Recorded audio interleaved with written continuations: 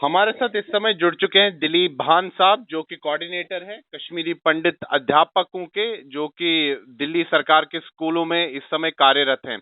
दिलीप भान साहब, सबसे पहले आज तक से बातचीत करने के लिए बहुत बहुत धन्यवाद। भान साहब, केजरीवाल सरकार ने धन्यवाद। दावा किया है कि जो कश्मीरी पंडित समुदाय के जो अध्यापक इस समय दिल्ली सरकार के स्कूलों में कार्यरत हैं, उनकी जो सेवाएं हैं उनको परमानेंट जो है, रेगुलराइज जो है, वो उनकी सरकार ने किया है और उन्होंने कश्मीरी पंडित समुदाय की काफी सहायता की है। क्या कहेंगे आप उनके इस दावे के बारे में?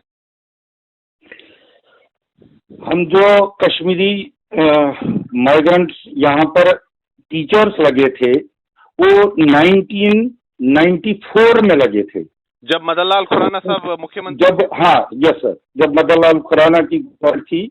बाद में ये 3-4 साल प्रोसेस कंटिन्यू रहा, 98 तक हम लगते रहे, क्योंकि कुछ टीचरों की सर्टिफिकेट्स नहीं थे, कागज खो गए थे, जल गए थे। तो ये प्रोसेस 98 में बंद कर दी जब शीला दीक्षित आ गई। तो फिर उसमें हमने भी बाद में, क्योंकि सैलरी हमारी लगभग 1/5 था, तो फिर वो 1/5 तक पहुंच गया, हाफ था तो 1/5 तक पहुंच गया। फिर हमने उसके ऑफिस में बहुत बार गए थे, तो के उसको रिप्रेजेंटेशन देते गए, बहुत बार मीटिंगें हो गई, फिर उसने सैलरी बढ़ा दी 1-2 बार। तो एट लास्ट पर 2008 में हम। भान साहब, क्षमा चाहूंगा आपको टोकने के लिए। देखिए, उस चीज से हम अवगत है कि ये जो सेवाएं हैं, जो कश्मीरी पंडित समुदाय के जो अध्यापक जो हैं, इनकी जो सेवाएं हैं, इनको समय समय के बाद इनको एक्सटेंड किया जाता था कॉन्ट्रैक्ट को।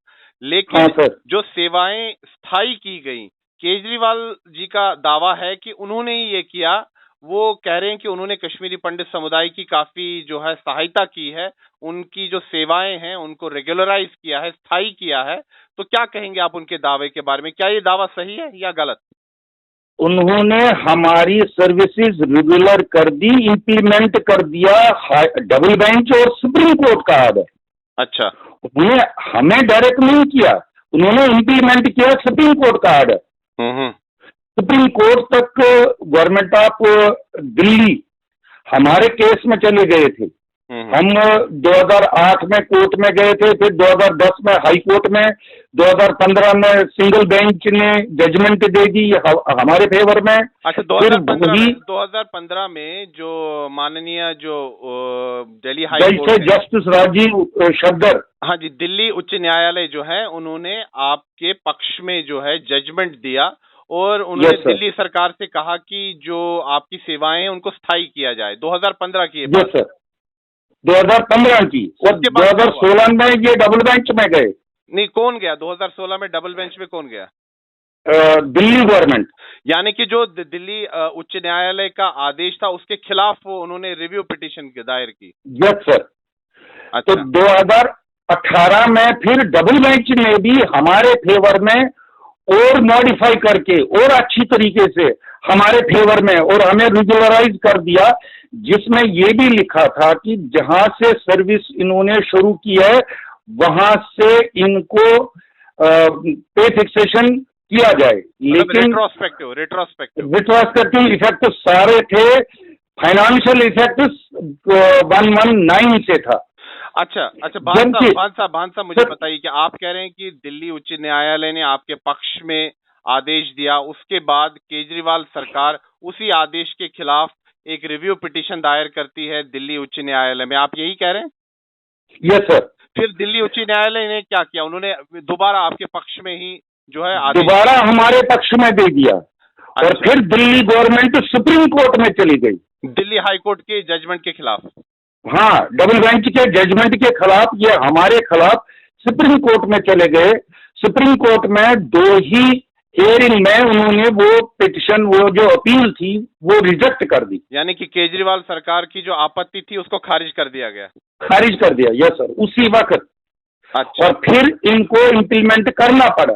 अच्छा, 8-10 महीनों के बाद इन्होंने किया। आप कह रहे हैं कि इनके पास कोई विकल्प नहीं था इस ऑर्डर को इम्प्लीमेंट करने के बगैर? हाँ सर, और कोई चारा ही नहीं था इनके पास।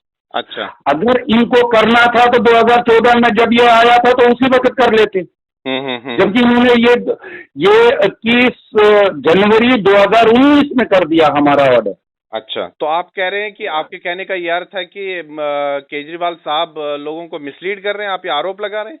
हाँ सर, ये तो मिसलीड ही है, ये तो सीधा 5 साल इसकी गवर्नमेंट में हमने कोर्ट में लड़ा है, सुप्रीम कोर्ट तक पहुंच गए गवर्नमेंट ऑफ दिल्ली, और हम वहां तक जीतते गए। अच्छा, अच्छा। तो अभी ये जो दावा कर रहे हैं केजरीवाल साहब की ये कश्मीरी पंडित समुदाय के प्रति काफी संवेदनशील है और उनकी अच्छाई के लिए इन्होंने जो है कई कदम उठाए हैं, और इस कदम का उन्होंने जिक्र किया कि उन्होंने जो कश्मीरी पंडित समुदाय के अध्यापक जो कि अस्थायी तौर पर कार्य कर रहे थे, उनकी सेवाएं स्थायी कर दी। तो इस दावे के बारे में क्या कहेंगे आप? अगर ये करते हैं हमारे फेवर में, कश्मीरी माइग्रेंटों के फेवर में, तो सर एक बहुत बड़ा जो इन्होंने डिपार्टमेंटल गलती की है हमारे ऑर्डर में, जो 21 जनवरी 2019 में इन्होंने निकाला, उसमें इन्होंने हमें अपॉइंट किया 1/1/2009 में। अच्छा। और हमारी बैक की सर्विस सारी नल एंड वाइड कर दी। वो ठीक करे तो हम कहेंगे कि हाँ ये हमारे फेवर में कर रहे हैं। वो तो आज तक इसने ठीक नहीं की, जबकि 2 साल हो गए। हम भी कहते हैं आपने पे फिक्सेशन गलत करवा दी, हमारी पे फिक्सेशन हमारी शुरू कर दी 119 से, जबकि हाई कोर्ट डबल बेंच ने ये कहा था फाइनेंशियल बेनिफिट्स दे दो 119 से। बाकी अगर कोई, बहुत सारे हमारे टीचर्स मर भी गए थे, बहुत सारों ने छोड़ भी दिया था, बहुत सारों की प्रॉब्लम की वजह से उन्होंने बाद में रिजाइन भी किया था, उनको भी सर्विस के हिसाब से रिटायरमेंट की जो बेनिफिट्स है वो दे दो। ठीक है। लेकिन 119 में इन्होंने जब हमें अपॉइंट कर दिया तो बहुत सारों का आया ही नहीं उसमें। अच्छा, ठीक है। अच्छा, अगर ये हमारे फेवर में कुछ करने वाले हैं सर, तो इसको चाहिए हमें, तो जहां से हमने ज्वाइन किया, जिसने जब ज्वाइन किया उसको वहां से रिट्रोस्पेक्टिव इफेक्ट दे दो। ठीक है। अच्छा दिलीप बान साहब, आपने हमारे साथ बातचीत की, इसके लिए आपका बहुत बहुत धन्यवाद। Thank you sir, thank you sir.